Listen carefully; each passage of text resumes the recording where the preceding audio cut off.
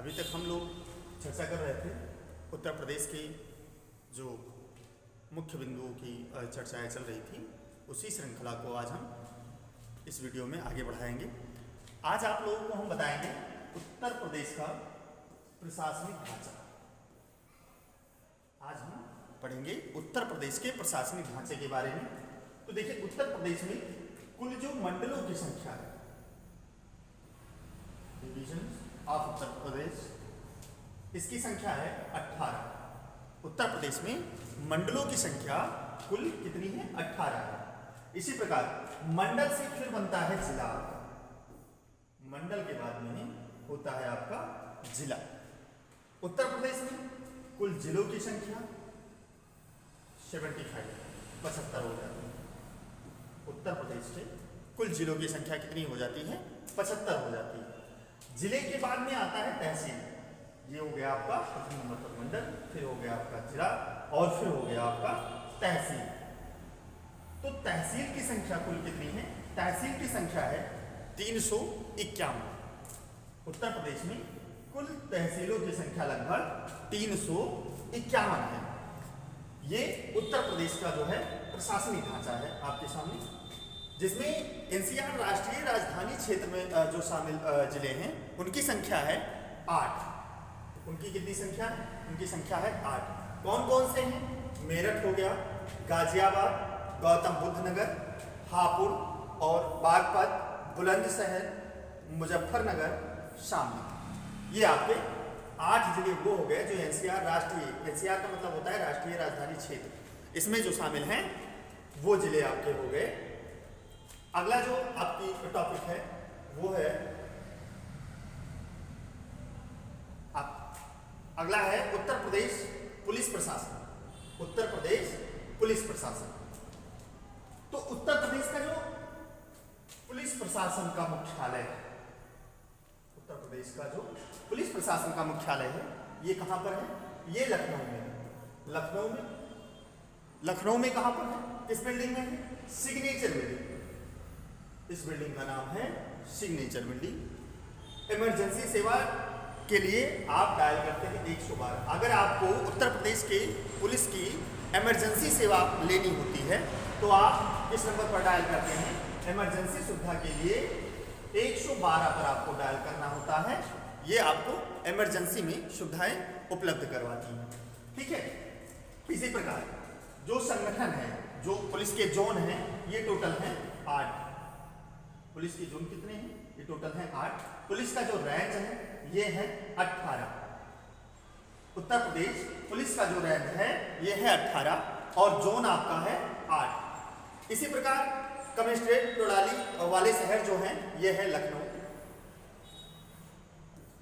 दूसरा है गौतम बुद्ध नगर।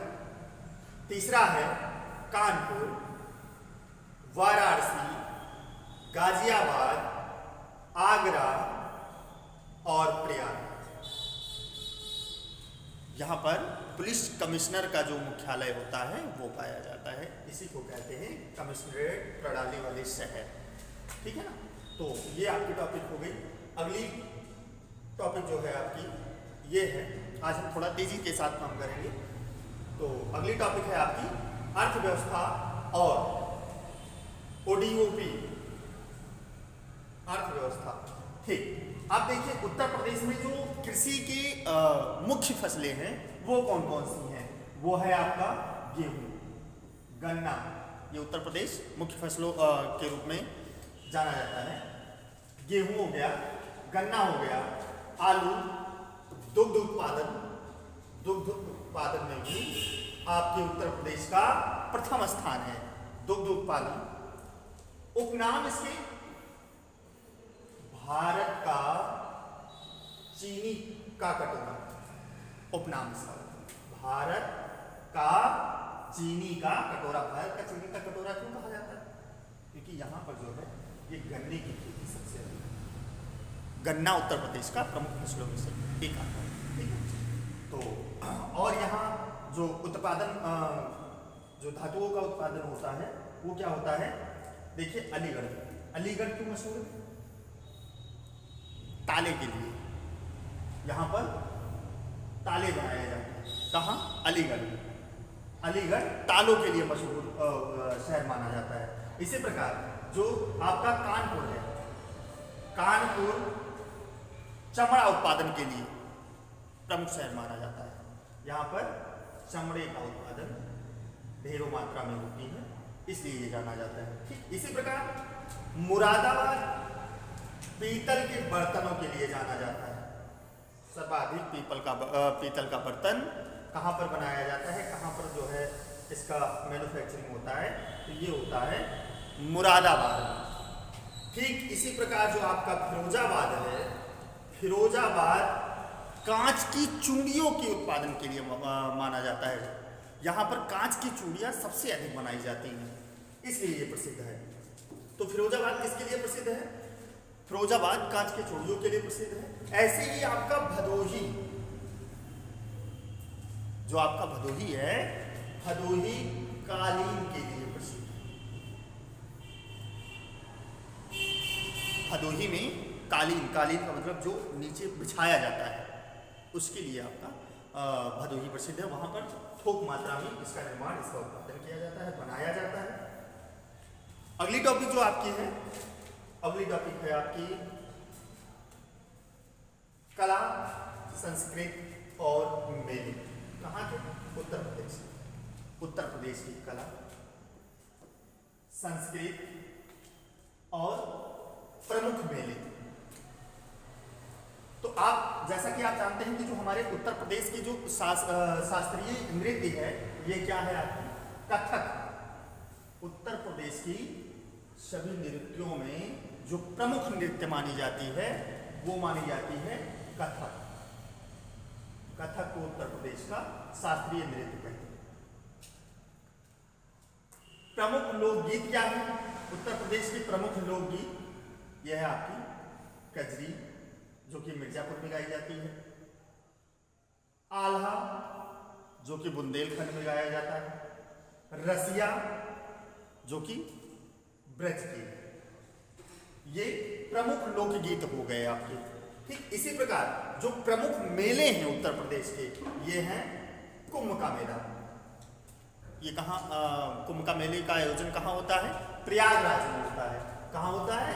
प्रयागराज में होता है। प्रत्येक 12 वर्षों में, प्रत्येक 12 वर्षों में ये कुंभ का मेला एक बार लगता है। इसका आयोजन एक बार किया जाता है, और वो भी कहाँ किया जाता है? तो प्रयागराज में किया जाता है। तो ये सारी चीजें आप लोग ध्यान रखें, विशेष रूप से आप इस पर फोकस करें, क्योंकि ये परीक्षा में संभवतः आप मान के चलिए कि 90% आ भी सकता है, 10% ना आने का चांस है, बाकी 90% आप मान के चलिए कि आ जाएगा।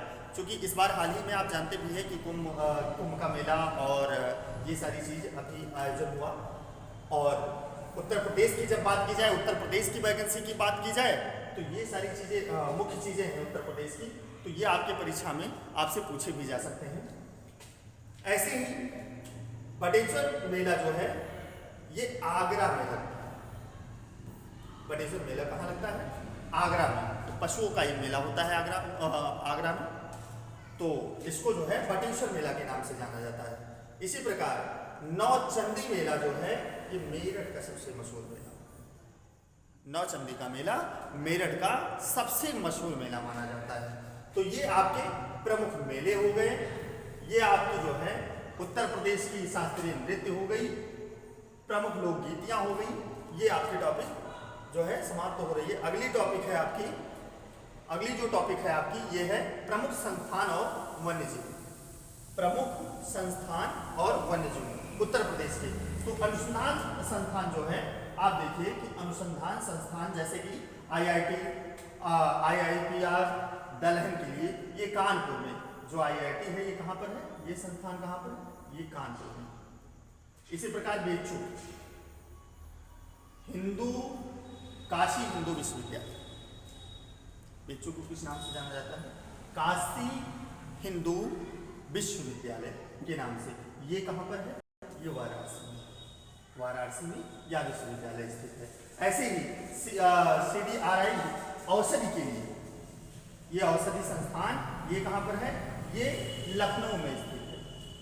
तो इसी प्रकार जो वन्य जीव और पार्क हैं, ये कुछ इस तरीके से हैं, जैसे दुधवा राष्ट्रीय उद्यान, ये आपका लखीमपुर में पड़ जा रहा है, खीरी लखीमपुर। ये बाघ आरक्षित उद्यान है।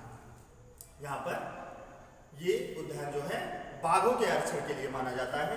ऐसे ही चंद्रप्रभा वन्यजीव विहार चंदौली में, नवाबगंज पंछी विहार उन्नाव में, ये सब नवाबगंज पंछी विहार ये सब कहाँ पर हैं? ये उन्नाव में है। ठीक है, तो ये जो आपकी मुख्य टॉपिक है हम उस पर चर्चा कर रहे हैं और ये विशेष रूप से आपके लिए उपयोगी होगा, इसलिए हम मुख्य टॉपिक पर चर्चा कर रहे हैं। ज़्यादा समय न लेते हुए और इस क्लास को आगे बढ़ाते हैं। फिर महत्वपूर्ण तथ्य और रैपिड फायर, जो महत्वपूर्ण तथ्य आपका है ये क्या है? महत्वपूर्ण तथ्य और रैपिड फायर। प्रथम मुख्यमंत्री कहाँ के? उत्तर प्रदेश। उत्तर प्रदेश के प्रथम जो मुख्यमंत्री रहे हैं ये कौन रहे हैं? पंडित गोविंद बल्लभ पंत। उत्तर प्रदेश के प्रथम मुख्यमंत्री के रूप में पंडित गोविंद बल्लभ पंत जी का चयन हुआ। प्रथम महिला मुख्यमंत्री सुचेता कृपलानी, ये प्रथम महिला मुख्यमंत्री के रूप में उत्तर प्रदेश में। सबसे लंबी, उत्तर प्रदेश की सबसे लंबी नहर कौन सी है? शारदा नदी। उत्तर प्रदेश की सबसे लंबी नदी जो है, नहर है, ये है शारदा नहर। इसी प्रकार गोमती नदी के उद्गम कहां से कहां तक है? तो आप देखिए, हाँ, फुलवर झील पीलीभीत से, मैदानी क्षेत्र से निकलती हुई ये गोमती नदी जो है इसका उद्गम माना जाता है।